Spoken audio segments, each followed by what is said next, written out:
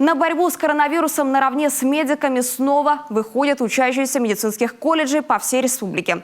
В основном они уже готовы и знают все особенности работы с COVID-19. И что интересно, красной зоны не боится практически никто. Александра Головина о чувстве долга и самоотверженности в столь непростое время. 25 студентов Морозовского медколледжа уже прошли практику в медучреждениях республики. Еще столько же выйдут в больницы на этой неделе. Ребятам приходится совмещать работу и учебу, помогают безвозмездно, но опыт в условиях пандемии получают колоссальный. Посев на коронавирус – процедура неприятная, но обязательная. Приподнять кончик носа, вращательное движение на пару сантиметров, тампон в пробирку, материал забран. Студенты медколледжа закрепляют знания. То ли от волнения, то ли по неопытности. Одноразовые перчатки пока одеваются с трудом. Сноровка придет со временем. Сейчас главная теоретическая база. Так, куда мы денем перчатки? Куда мы будем девать наши средства защиты? То есть перчатки мы сбрасываем, да? Раствор дезинфектанта.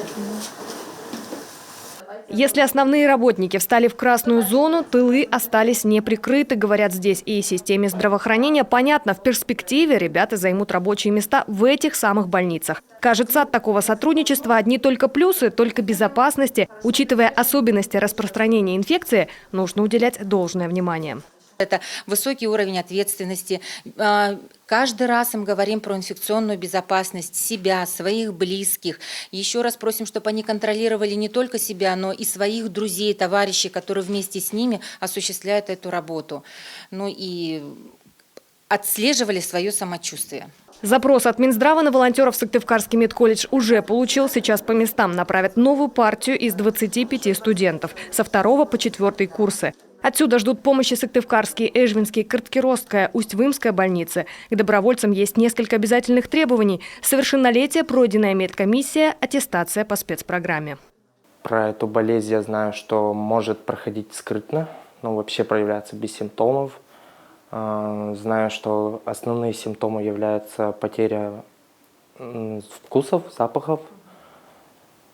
Также в более тяжелых формах это кашель. И высокая температура.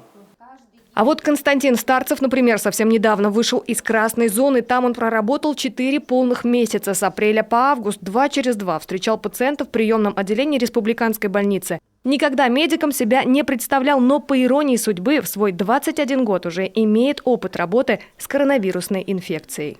С родителями общался по телефону, с друзьями также виделся только в интернете и все. Больше никак. Мы жили, получается, в гостинице. Из гостиницы нам выходить запрещено. Мы даже подписывали документы, где запрещено выходить даже в магазин.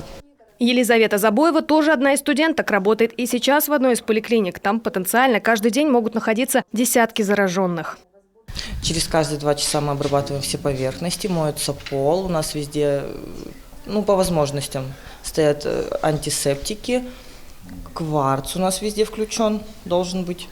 Ухтинские студенты тоже не остались в стороне. В городской больнице выполняют стандартную сестринскую работу. С ней знакомы еще по практике с 1 курса. Убирают палаты, ухаживают за больными, но уже в гораздо больших объемах. Я до этого уже работала младшей медицинской сестрой и знаю, как там что устроено. Мне это не в новинку. Там все точно так же, как и до этого было. Только единственный нюанс, что в костюмах постоянно ходишь. Главная сложность, наверное, заключается в костюмах, которые мы носим. Они не дышат, в них сложно делать работу, неудобно, они не по размеру, большие все, спотыкаемся. Сложность, наверное, в этом. В масках дышать тяжело, кислорода не хватает. Сложность еще в том, что мы не можем в любой момент выйти даже попить воды, но это просто нету времени. Кстати, именно на сложность работы в защитных костюмах волонтеры обращают внимание чаще всего. А вот трудности адаптации в самих медучреждениях и устоявшихся коллективах не отмечал никто. Студентов здесь ждали. Еще бы, такая подмога. Это было необычно, так как мы были там первый раз. Мы не знали, что нас ждет, какое к нам будет отношение. Но, в принципе, это очень положительные были эмоции, потому что и со стороны медсестер у них были достаточно теплые намерения к нам. Они помогали, где-то нам рассказывали, показывали, давали пробовать. То есть все было направлено на то, чтобы мы чувствовали себя в коллективе комфортно.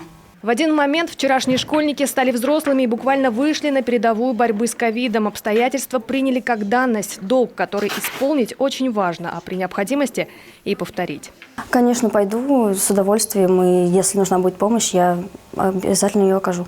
Александра Головина, Виктория Науменко, Ирина Шумихина, Юрган Сыктывкар, Ухта, Воркута.